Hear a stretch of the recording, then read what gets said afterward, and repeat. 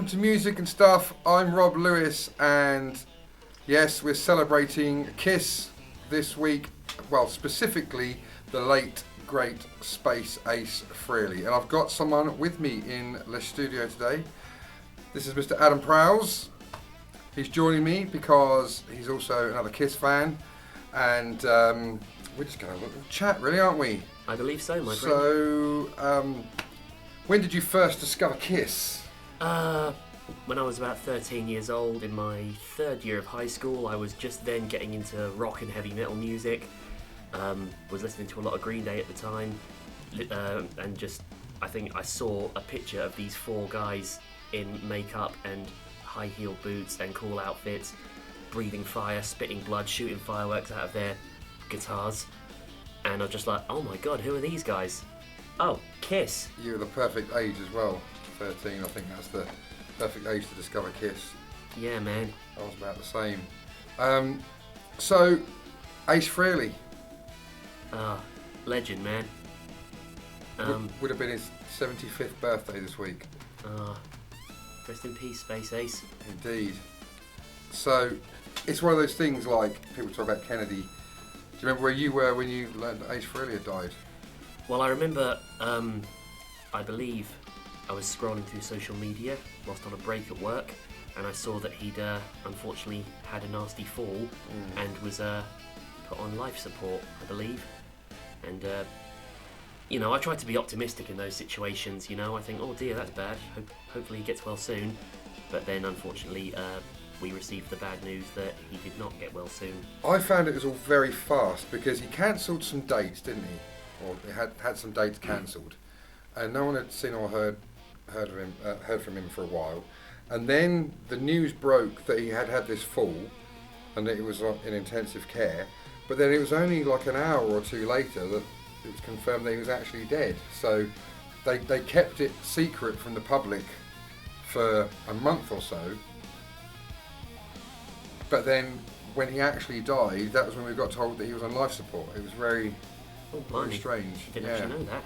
Yeah, I remember I was getting ready for bed, and I think I was brushing my teeth. I was scrolling through my phone, and it said Kiss guitarist Ace Frehley dead at 74.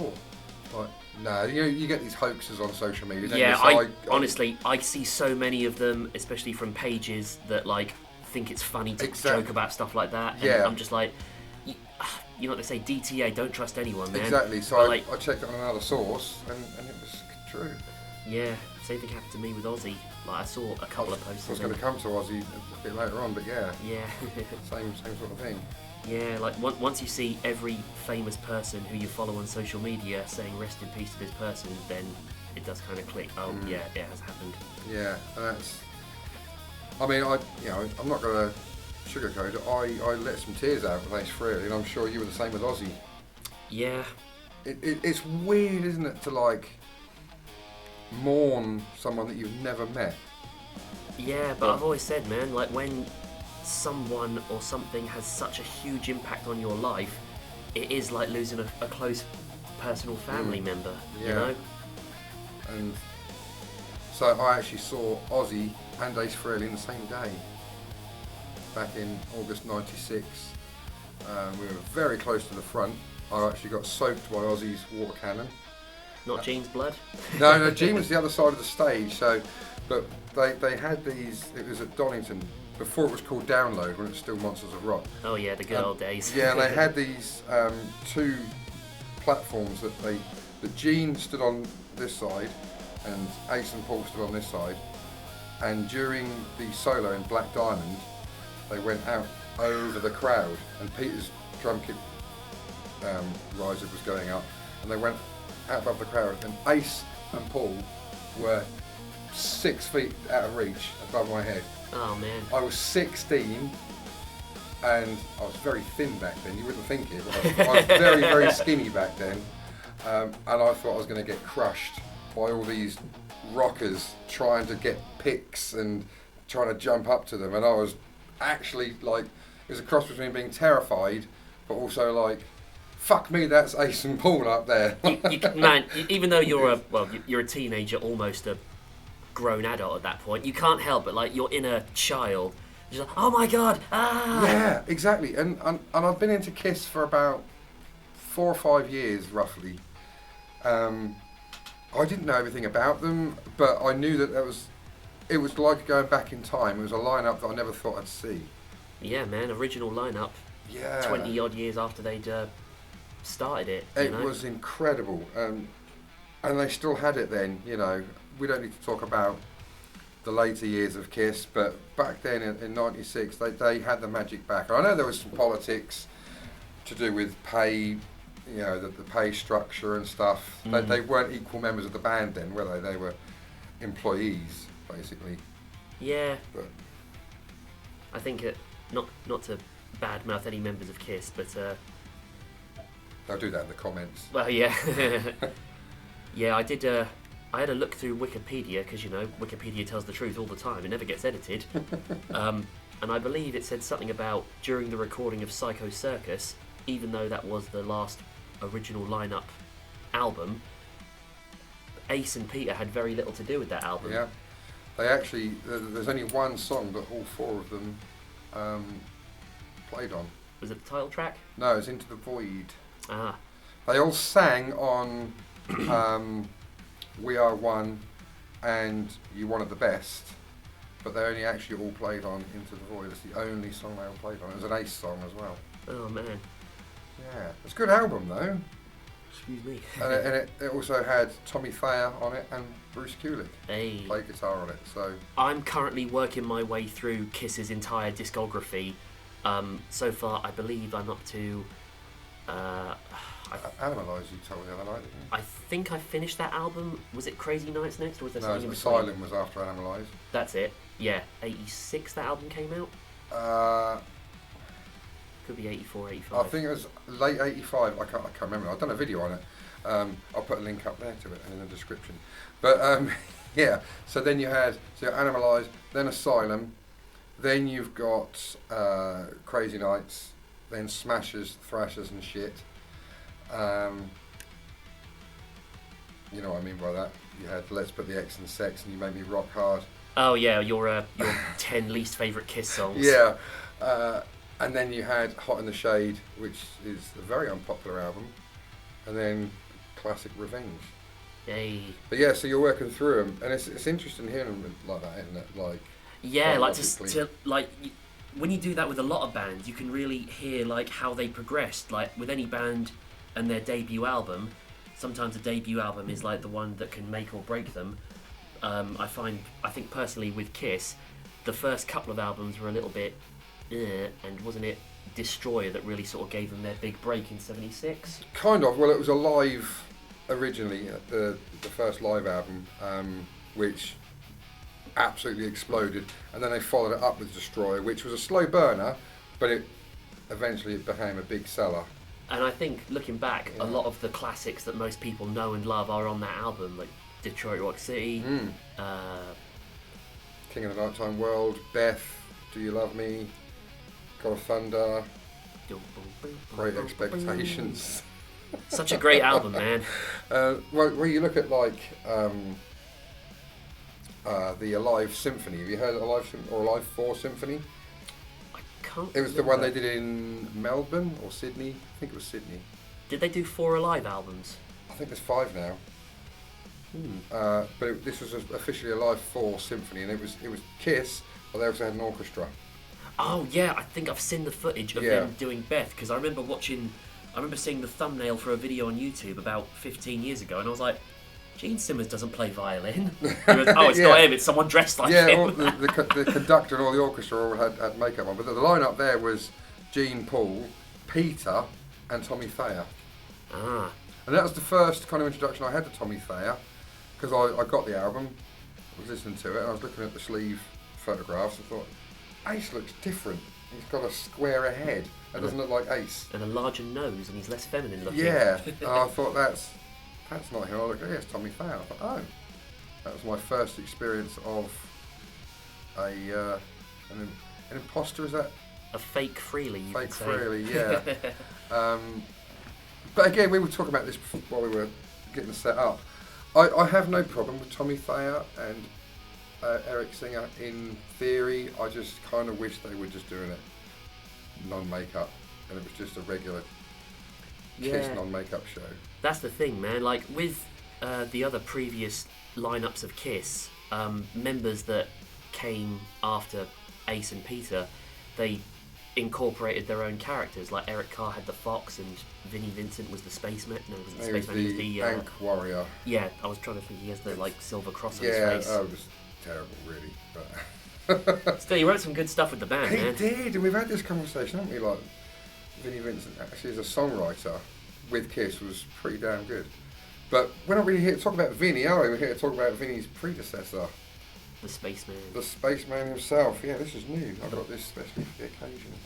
I just dug out one of my 2 Kiss shirts from the 2 times I've seen them. Yeah, I've seen them twice. Was it both original lineup? No. The second time was Eric and Tommy hey. At one of the Wembleys. But what was cool though was that you bought a USB stick at the gig, and it came in a little. I might even have. No, I don't think I've got it here actually. Let me have a look. While I'm having a look, have a listen to this guy. He's got something to tell you. Hello, Holiday Rob here from Croatia. Just want to let you know, if you're enjoying this video, thanks very much for watching. But don't forget to smash that like button, hit the subscribe button, and of course the alarm notification bell, so you know when my videos are coming out. And if you're interested, I've got social network stuff: Facebook, TikTok, Instagram, not Twitter though. And I've also got a Patreon, so you can find me there. It's in the description. Links for everything's in the description. And yeah, I'm going to hand you back again, because otherwise Studio Rob gets frustrated. Oh God! Oh, we just had a brilliant joke. But anyway, as I was saying before the break, you went to Wembley and you bought this USB stick. I haven't got it here. It's at home, and it came in a little presentation box. And what it was you collected it at the end of the night, and it had the first half of the set recorded as an MP3 on there, and then you got a code. So the next day, when it had been edited, you got the second half of the set. So you actually got a recording of the entire gig that you were at. Whoa, that's cool, man. It is. It's a proper souvenir. And only a couple of years ago, they released because they're doing the Off the Soundboard albums, aren't they? They did the Dollington '96 show that I was at. So I finally got a proper recording souvenir of. So now both Kiss shows that I was at, I've got recordings of. Oh man, that's some good memories, man. Yeah. So Ace Frehley, legend, guitarist extraordinaire. Even he admitted he wasn't the best guitarist in the world, but he was never properly taught. Well, he was self-taught completely, wasn't he? Yeah, but he used to say, if I'd known I was going to influence so many people, I'd got some lessons. Man, all the best guys are self-taught, you know. They didn't have like proper teachers to teach them that stuff back then. Exactly. You know? You ever heard these? I got these. I'm familiar with Frehley's Comet. Unfortunately, never had the chance to listen to them, so I'm not going to be able to talk about any music that's on those albums. Well, you should. It's all on the Spotify and all the other stuff, so you can hear them. This is a fantastic album. This not so much, but this is a fantastic album. It's got some really great stuff in this. You know, on Revenge, have you got to Revenge? No, you haven't done Revenge yet. You've heard Revenge. I am familiar with some of the songs on it. You know, Car Jam, I haven't heard 81. that one. that was the tribute to Eric Carr. Well, basically, it was a song that Eric Carr and Ace wrote whilst they were in Kiss, and never finished it, but they finished it on here. Hey. So although Eric Carr isn't performing on here because Gene and Paul wouldn't let him, he's a accredited songwriter. A song called Breakout. It's a great song. I might have heard that one actually. Ace's not his best look. That 80s, was Ace, isn't it? Yeah, that 80s kind of thing. It's not the best look. It's like they've combined 80s with. Sorry, that is essentially the 80s version of Kiss from Timu. Yeah, it's. I mean, they look like they could be dinner ladies. If dinner, on a night out. Yeah, they've taken the hairnets off. And Yeah, 80s dinner ladies on a night out. Anyway, we're not here to just slag off Frehley's Comet. But no, the first one's a great album. The second one, Sighting, isn't as good, but I'm yet to do a review on that. I've done a review of Frehley's Comet. Such a great pun name as well. I know. Well, there was talk, wasn't there, recently about that comet that went past. They wanted to. There was a petition up to get it renamed Frehley's Comet. It was not long after he flew back to Jendel. Oh man. The greatest plumber in the world. Oh, I love that video so much. Oh, the Tom Snyder interview, yeah. The thing I love about that video is the fact that Ace isn't trying. He's not being someone he's not. He's being himself. Yeah. And I always say, personally, that's the best way to be in life. Be yourself. Some people will love you for it. Some people won't. For the people that do, that's great. That's very true, yeah.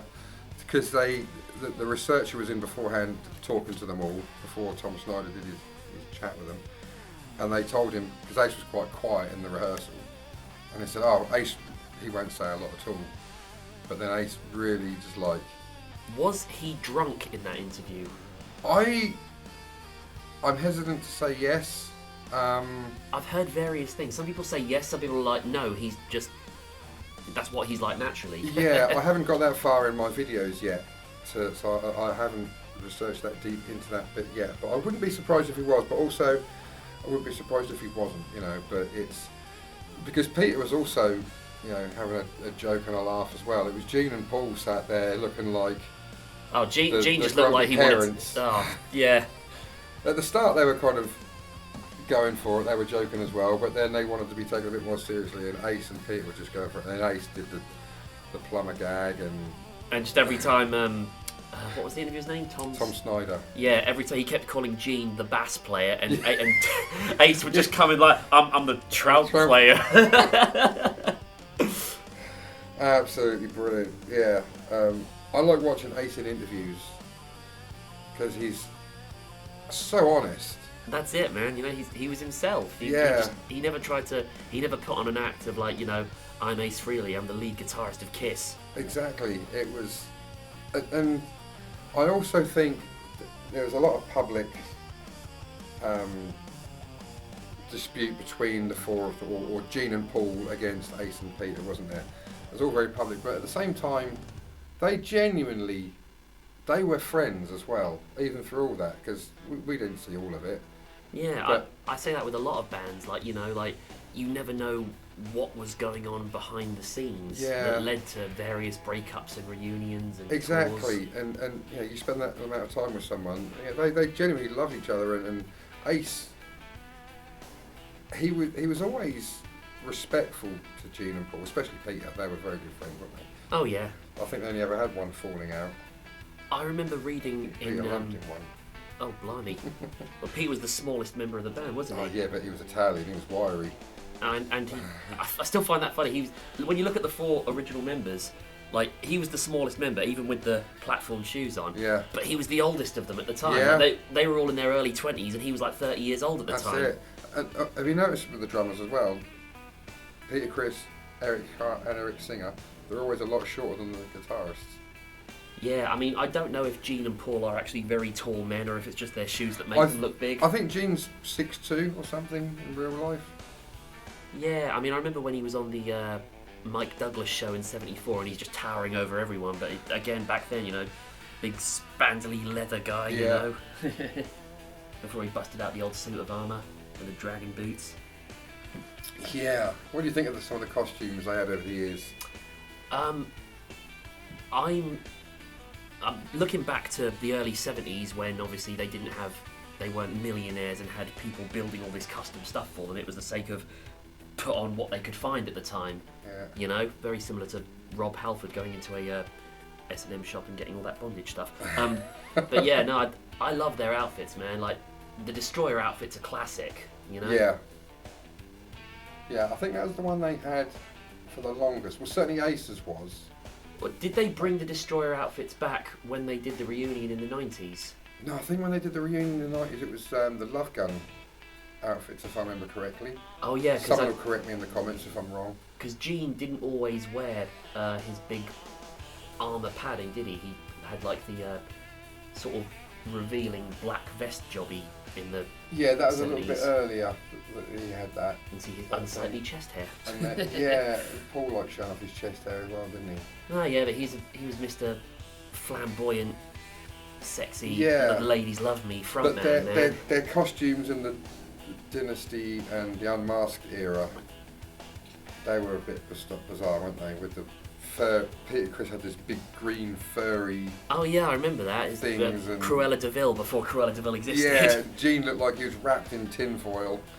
Oh, But nothing compared to their 80s costumes. I watched Shocking. whenever I watch the video for Lick It Up, and like when it gets to the chorus and you see them all just there, you know, sort of trying to be like sexy boys or whatever, Yeah. and just like Paul can pull it off because that's always been his thing. Yeah. You know, he's like he likes to tap his foot around and the ladies love him, but Gene just there with this disgruntled look on his face, looking like an Yeah. angry dog, just like lick it up, lick it up. Oh my God, That's no, it. Gene, and, no. And Vinny and Eric. I mean, Vinny, there was nothing on him, and Eric was just really small. And it was yeah.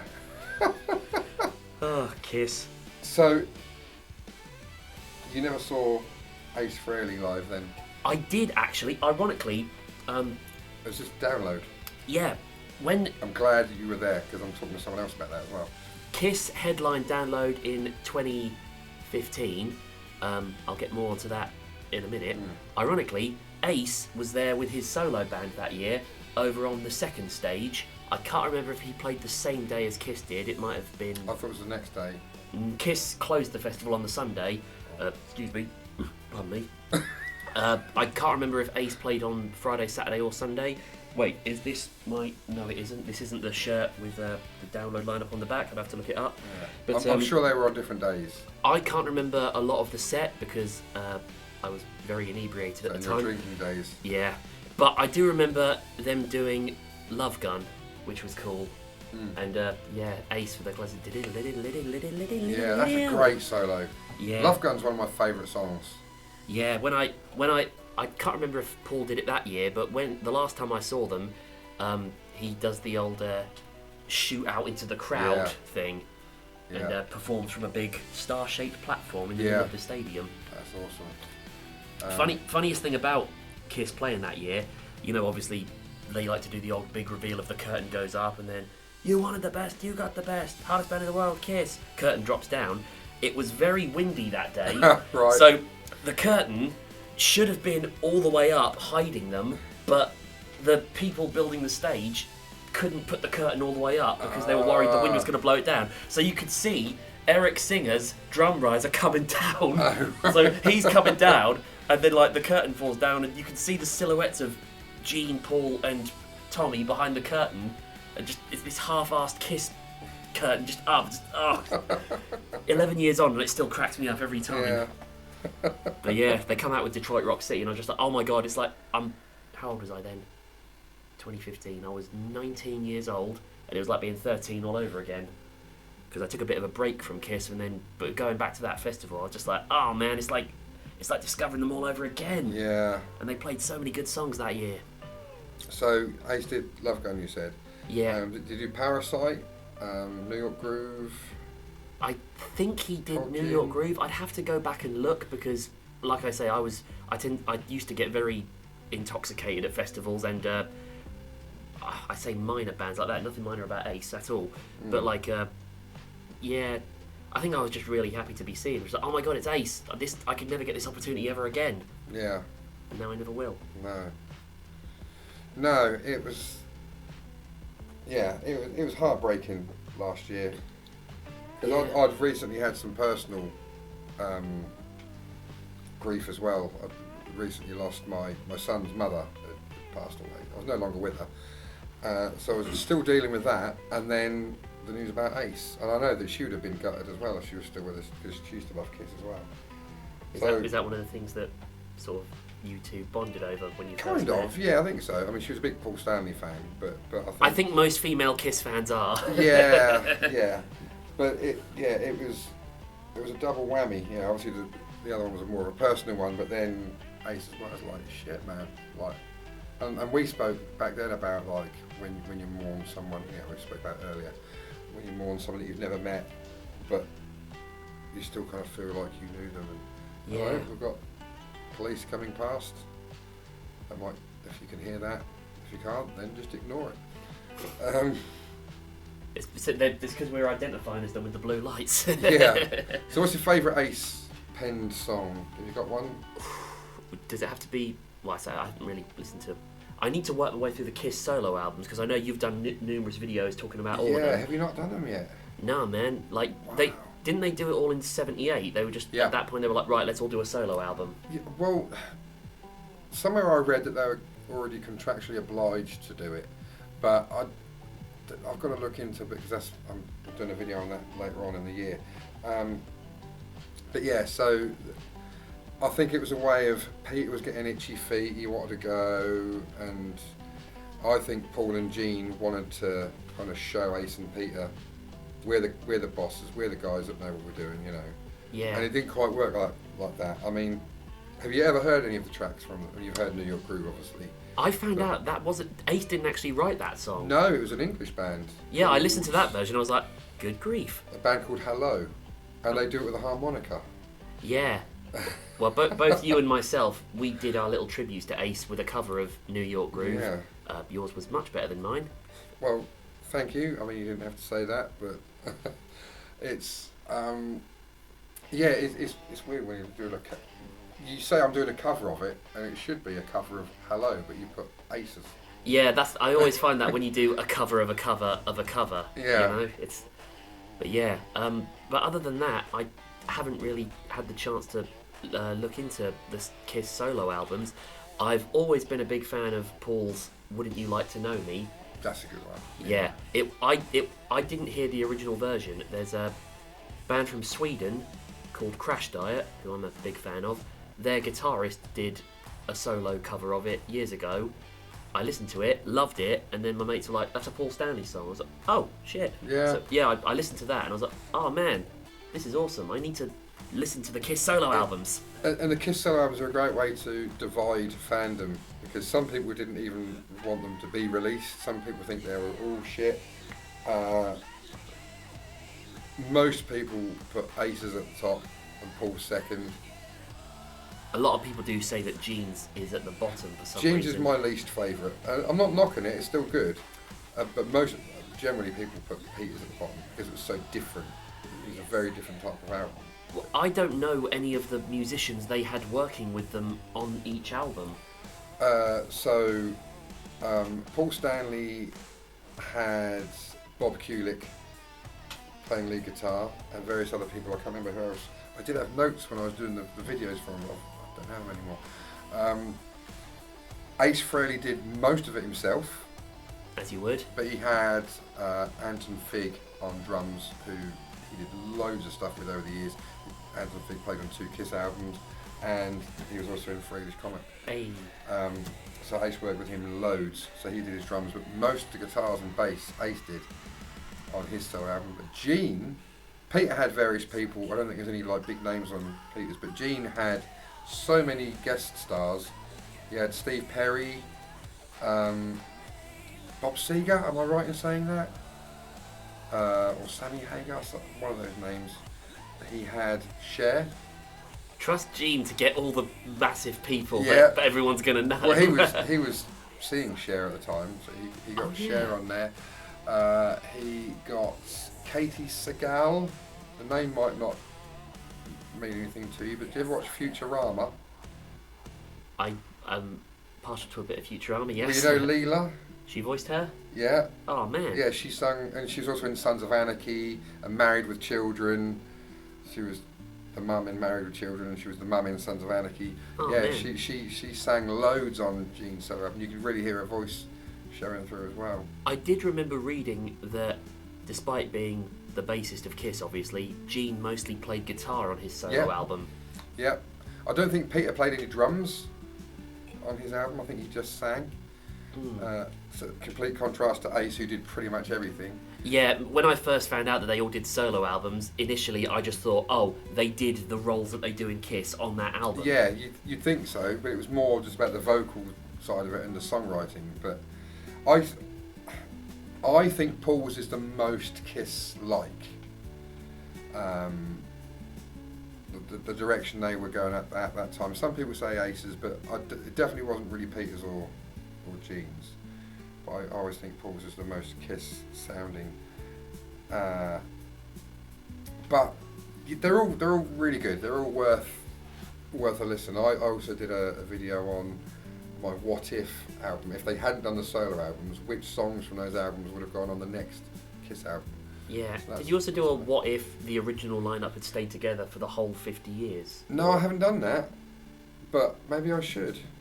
I don't think it would be very good.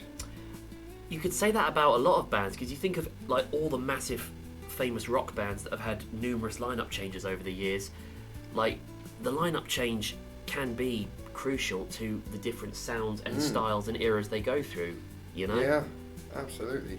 Like, looking through all of the early Kiss stuff from the 70s, I did notice a bit of a thing with most of the early albums tending to have 10 songs and each one being about 2 to 3 minutes long. Yeah, I think that was quite standard for the time, 10 tracks on an album, because they were all on vinyl back then as well, weren't they? Oh, So yeah. you were limited to what time you had. I think 10 tracks was quite a standard. Yeah, plus Depending on the length, but I don't think they were ever really the sort of guys who were just like, right, this song has to be this long. That back then it was very much so. It felt right. It sounded good. They weren't That's prog. it. They weren't Led Zeppelin or Pink Floyd. They weren't interested in doing these big epic pieces. You know, they just come in, bang, talk about sex, and out again.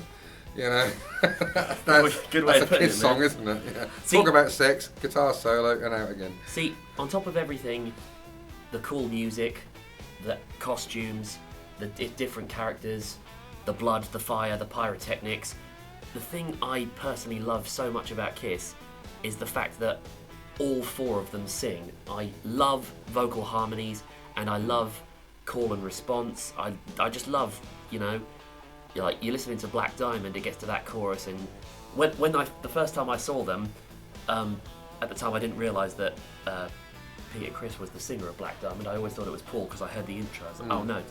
But yeah, he'd have the microphone. Eric Singer would have the microphone that would come in during the chorus. Yeah. Like, he's going to get smacked in the face with this thing in a minute. Yeah. But no, Yeah, I love it, man. Just four guys playing awesome music, singing together, having a good time. And much of that, and they'll admit it as well, they credit that to the Beatles, because they wanted to be the Beatles on acid, basically, didn't they? And because the Beatles were these four distinct personalities, and they all sang, and they kind of modelled themselves on that, but just went another level with it. Well, that's it. Like, sometimes you'll get the classic band of, like, each member is doing his own thing, a singer, a guitarist, a bassist, a drummer, and, like, they don't want to try anything else. And sometimes that works. But, like, I've always loved bands with multiple singers in it, and, like, just, like you say, four guys all singing together in harmony, unison, whatever. It's great, you know. It's just there's something about vocals that I find hits me differently than other things, you know. Like, I enjoy playing guitar, but it doesn't give me that same thrill that singing does, you know. It's a great way of expressing yourself, you know. Do you sing in your band? I do. I am in a heavy metal band, Originals, where I sing and play guitar. I learned very quickly that that's not the easiest thing to do. But I do sing in a Red Hot Chili Peppers tribute band, which I love. It suits my vocal style relatively well, I think, because I always wanted to be able to sing like Paul, but unfortunately I don't have a very, very high range. Do you know, I can't remember who to credit it to, but I've heard it called a falsetto. That is genius. It is, isn't it? Yeah. It's not mine, but I use it a lot. Yeah, Like I say, I'm still working my way through their discography, but so far the most impressive vocal feat I think Paul has done is on the song My Way during the chorus, and towards the end he hits some ridiculously high notes. He does. Some would argue too high. It's not a popular song among some Kiss fans. I kind of grew out of love with it. I used to like it, but yeah, I get it. I think Paul's greatest vocal performance is the Unplugged concert. Yeah, I need to watch all of that. I've watched Rock and Roll All Night numerous times, and there's something about Gene with his acoustic bass and the fact that he had a little goatee and tash at the time. Just like, oh man, he's even without his demon face paint and armour, he still looks like a badass. Yeah, they all sang a bit as well, didn't they? Yeah. He had 2 drummers at the time, and one thing that bothers me about that is they share the verses with Ace and Peter, and Peter gets his verse wrong. Yeah. One thing that really pissed me off about the Unplugged concert, though, because it was the last performance that Bruce played as an official member of Kiss. Because the majority is Gene, Paul, Eric and Bruce, isn't it? Yeah, yeah. And then they say, right, we're going to bring Ace and Peter out. Bruce and Eric go off and have a ciggy and a pint. And then they all come back. Someone in the audience boos. Really? Yeah.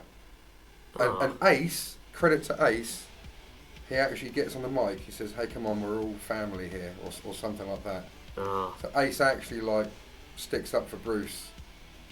It was, really, really disappointing to see a Kiss fan do that. Well, that's it, man, you know, like, because not to judge Paul and Gene at all, because, you know, what Kiss fan does that? But, like, I'm sure at the time they weren't going to be really stubborn, just like, these guys aren't members of Kiss anymore, we're not going to get them involved. Cause exactly. They did. Yeah.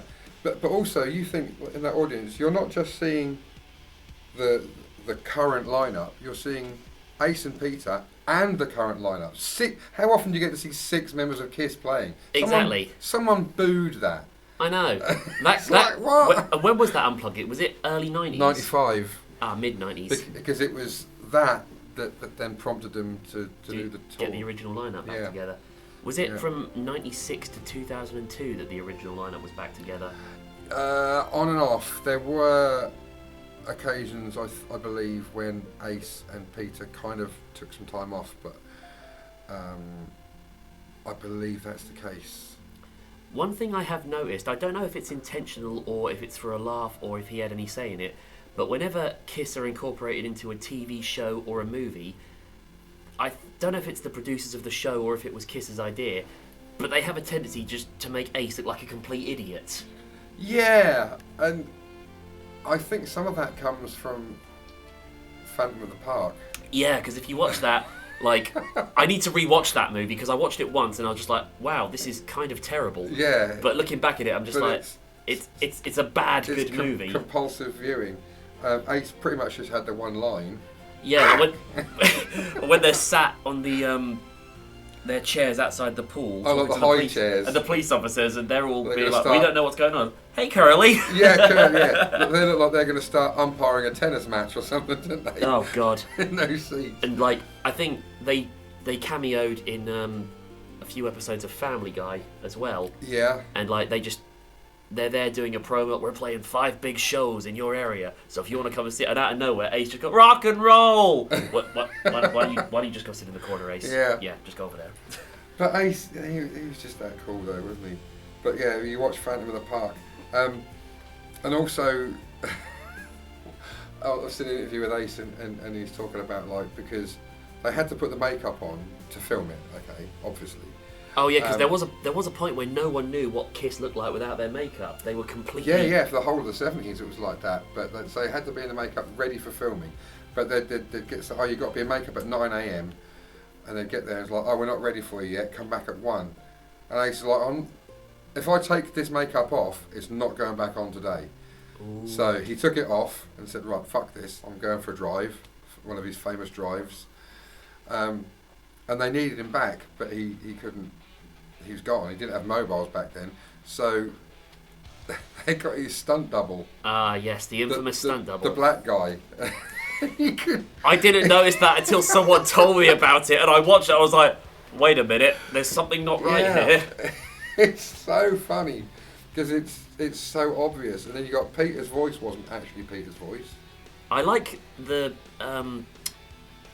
weird dubbing they did for Gene to just make him sound like a modulator effect, to make out that he's the demon, and then he would roar like a lion. Yeah, like those god awful 1970s. Just like, yeah, easy, Gene. And then Paul with his eye. Yeah, what were the ridiculous superpowers that Gene could breathe fire and had super strength, and they could all fly. They could all. Oh yeah, isn't it in the intro like you see the terrible green screen of them flowing around to shout it out loud in the background? I like because Paul shoots like a laser beam from his eye and it stays there, but then he walks along the laser beam. So where's it coming from? To just leave it there. There's now I've good grief. Remind me, Rob, are you a fan of the movie Detroit Rock City, or was that not really your thing? No, I like it. I think it's a good movie. I think I'd like it even if it wasn't a Kiss movie. Yeah, I think I remember showing it to someone else who was also a huge Kiss fan, and she wasn't a big fan of it. But I remember watching it for the first time, and I was just, this movie is brilliant. Yeah, it really... Just four dudes. I mean, it came out in '99, obviously, with the original lineup, but it's based in the 1970s. I think they were going, if I remember correctly, are they going to see one of the concerts that was recorded for Alive 2? I think at the Forum. I don't know. LA or something like that. I could be wrong, but I think for that movie, because at the end, spoiler alert. No, it's Detroit. That's where they're going. Of course, Cobo Hall. Yeah, they at the end, obviously, Kiss comes out and plays Detroit Rock City. I think they busted out or had replicas of the Destroyer album outfits made because it was based in the 1970s. Right, yeah. Although, no, actually, Gene doesn't dress like that. He's got his disgusting revealing t-shirt on. It was set in 77 because Love Gun had been released. Yeah. Because at the beginning, the very religious mother goes to sit down with a glass of wine, puts on what she thinks is a nice record, and then I stole your love comes. I was like, Kiss. Yeah. The devil's music.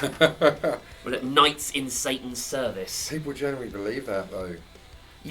So many rock and heavy metal bands from that era were, though. Like I think when Iron Maiden released Number of the Beast, a load of religious protesters got copies of the album and smashed them to pieces because they're supporting the devil. And so many what?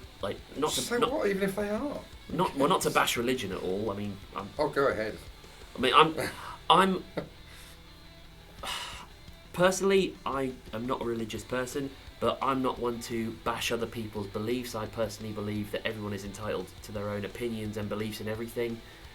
But yeah, just... I don't know.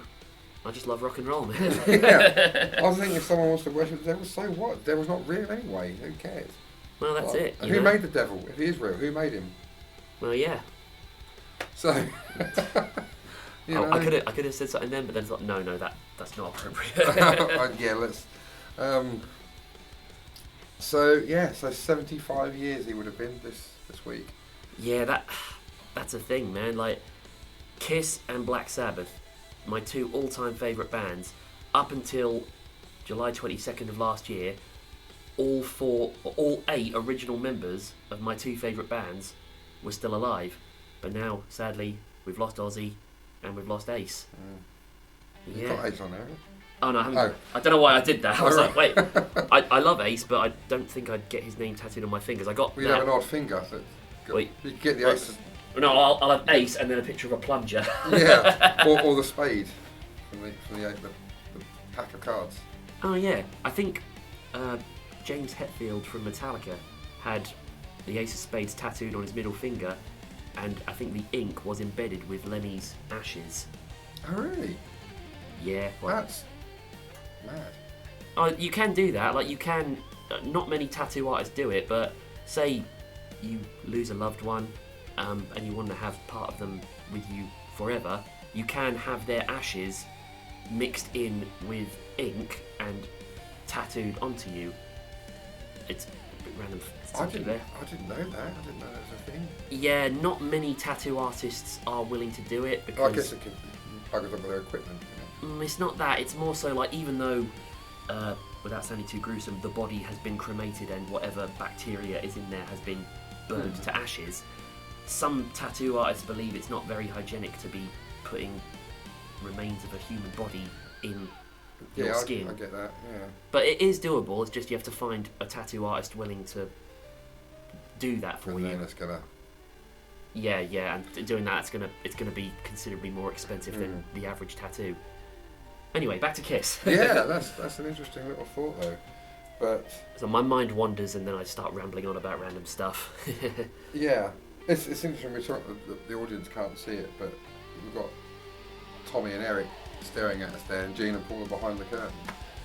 If Gene saw that, what are you doing? Why are you covering my face? This was my band. Yeah, but I think the audience has seen that I've got the Destroyer album and Dynasty, or Dynasty as they call it in the States. Would you believe that Rob is a bit of a Kiss fan? It's hard to believe, isn't it? Yeah, you wouldn't think with the God knows how much Kiss memorabilia in this bedroom. I have. This isn't the bedroom. Sorry, I don't live here. So he says. I have. It's time for one of my ridiculous stories. Wait, when was it? Was it Proud and Ori? No. The last time I saw Kiss in 2017, I was relatively close to the front, and towards the end of the night, Paul Stanley took all of his guitar picks off of his mic stand and threw them into the crowd. So of course, all the Kiss fanatics want one. There was a very large, very sweaty man stood near the front of the stage without a t-shirt on, and this is gonna sound completely disgusting, but most of the picks got stuck to his body, and so many people were going up to this guy, like, quick, grab the picks! And I'm not ashamed to say I got one of those picks. I did clean it thoroughly, but I can say... Have you got it? No, I have a picture, and I can find it because phones... You can send it to me, I'll put it on there later. Phones now tell you the date when a picture was taken. Oh, there it is. Yep, Kiss World 2017. Send that to me and I'll put it on the screen. Yeah, that's mad. I haven't got a Kiss pick. I've got a set of Kiss picks, but they weren't stage used. I always think Gene does play bass with a pick, doesn't he? Usually, yeah. I don't know if he plays every song, but yeah, he famously does use a pick. Yeah, because I've tried learning the bass line to Detroit Rock City. It is a very nice bass line. You do kind of need a pick for that, don't you? Yeah, well, I've got friends, won't name anyone, but I've got friends who are bass players who... Are they the same friends that I've got? Possibly. We tend to know similar musicians within the area. But yeah, some bass players refuse to use a pick, but when it comes to playing a bass line where the original bass player uses a pick because it's a bit fiddly, I can't do it. Yeah, like the band I used to be in, Colourblind Hedgehogs, the bass player there, Mark Trench, he didn't use a pick, but when we did Whole Lot of Rosie, he'd get a pick out because he needed to get that kind of chug, you know.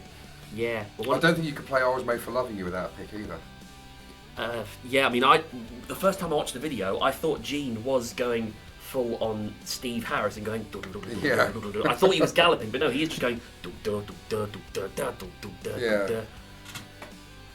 Great track, but Ace famously hated playing that live. Yeah, I remember reading in Ace's book, which I lent to a friend, and I need to get it back because she's finished it now. Yeah, Ace didn't like that song. Gene's never liked it because he doesn't like his vocals he has to do. That's fine. Yeah, but Ace never really liked it because the constant chuggy guitar riff was very painful. It was like... Yeah, I've played things like that and it does kind of kill your wrist a bit. Well, I don't know what else to say now. I think we've kind of exhausted it, but maybe you can come back and chat again at some point about Kiss or Ozzy or something else. But what you got going on the world of social media at the moment, Adam, if anyone's interested? Well, I have a YouTube account which I don't really post anything on. I feel like I should because, you know, anyone could watch YouTube. Yeah. But yeah, most of the stuff that I tend to post in terms of music or just me being myself is usually on my Facebook, Adam Prowse, my Instagram, Prowse95, I think, and on TikTok as well. I post the odd vocal harmonisation video on there, which at some point I think I'm going to do a Kiss one because I love the song Do You Love Me, and there are some beautiful vocal harmonies in that song. Yeah, absolutely. Well, if you want, I can put the links to those in the description of this video. What kind of stuff do you do on there as well as your vocal harmonies? You used to do your Prowse stuff, didn't you? Yeah, I don't really do a lot of that anymore. Not for the easily offended. Yeah, I during the lockdown, but due to the fact that we were all stuck inside and couldn't really go out to gigs, I decided to entertain the nations by getting a little bit drunk and singing some rather inappropriate karaoke songs involving topics which I won't discuss here. No. But yeah, I don't particularly do those anymore. That was hilarious. I say it was a one-time thing. It ended up being a 3-time thing. Were you still drinking then? The last one I did was my 25th birthday in December of 2020. Yeah, that was my birthday present to myself and to the world. Like, I'm 25, we're all stuck inside. Here's me being an idiot. Oh, that was great fun though. But and the problem is, because so many people liked it, they kept asking it for more, and I'm just like, why did I do this? It seems stuff that I do. I always say it's going to be a one-off thing. People want more of it, you know? well, get your YouTube. You guys here, find him, his YouTube channel, and if you subscribe to it, he'll start posting more stuff, won't you? I'm sure. Yeah, I do try to, you know, make promises of doing things by a certain date. You know, I try to be a deadline guy. Sometimes it happens, sometimes it doesn't, because, like yourself, Rob, I am very busy with other things going on in life. You know, music and people never sleep, or whatever. Time never stands still. Yeah, that's true. I feel like that some famous quote should be said, resulting in. I can't get my words out. Well, yeah, I think we've covered it all there. But tell them about your band. What your band's called? Right. Okay. So I've got a few things going on at the moment. I'm singing in a Red Hot Chili Peppers tribute band. We already have a social media page, even though we're still jamming and haven't actually recorded anything. We are the Red Hot Chili Deppers UK. So yeah, stay tuned for that. For the last few years, I've been trying to do my own original heavy metal band, where I take the role of what was Jack Black's character in School of Rock? Oh, it wasn't Ned Schneebly, was it? No, it was the other guy. Dewey Finn. Dewey Finn, yeah. Yeah, I will be doing lead vocals and not shredding on guitar. Yeah, the working title is Red on Rust.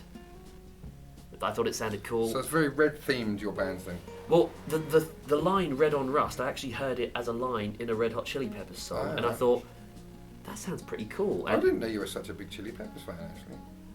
not many people did until, like, well, for me, I've always thought, you know, when it comes to doing music, you should do what not only you like or other people like, but what suits you. And I've found over the years that my vocal range suits Red Hot Chili Peppers songs because, I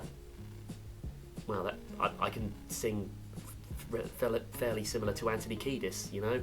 Like, when I was first getting into doing music myself, I was listening to a lot of Iron Maiden and stuff like that, and as much as I love Bruce Dickinson, I know I'm never going to be able to sing like him. That's a hell of a voice, isn't it?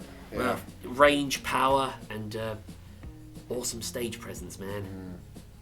Well, I think we've put the world of rock and roll to rights tonight.